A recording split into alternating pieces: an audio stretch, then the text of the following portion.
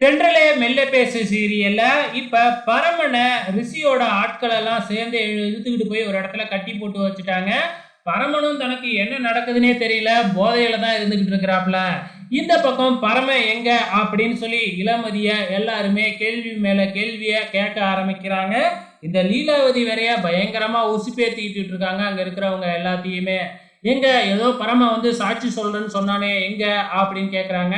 அது மட்டும் இல்ல, எப்படி அவன் வீட்டுக்குள்ளாரையே வந்திருக்கான், அவனுக்கு நீ மருந்து போட்டுட்டு இருக்கியா? இதெல்லாம் சொன்னா நம்புற மாதிரியா இருக்கு அப்படின்னு இன்னும் இளமதிய ரொம்ப கேவலமா பேச ஆரம்பிக்கிறாங்க.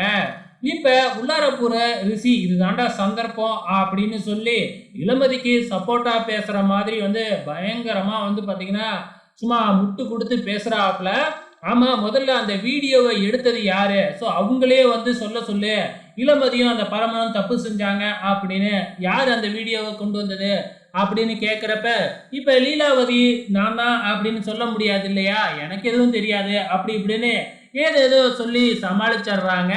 ஸோ இப்ப என்ன, இளமதிக்கு ஏன் இப்படி நீங்க பண்ணிக்கிட்டு இருக்கீங்க கேட்குறப்ப, இல்ல எங்களுக்கு என்ன, நாளை முன்ன இளமதிக்கு கல்யாணம் ஆகணும்ல, அதுக்காக தான் நாங்களே இப்படி கேட்டுக்கிட்டு இருக்கோம் அப்படின்னு அங்க இருக்கிறவங்க எல்லாம் கேட்க, இப்ப என்ன இளமதிக்கு கல்யாணம் ஆகணும், இளமதிய நானே கல்யாணம் பண்ணிக்கிறேன், எனக்கு இளமதி மேல முழு நம்பிக்கை இருக்கு, இப்ப உங்களுக்கு ஓகே தானே, இளமதிய கல்யாணம் பண்ணிக்க போறேன் நானே நம்புறேன், உங்களுக்கு என்ன வந்துருச்சு அப்படி இப்படின்னு ஏதேதோ ரிஷி அப்படியே எல்லாத்தையுமே தனக்கு சாதகமா பயன்படுத்திக்கிட்டு இருக்கிறாப்புல.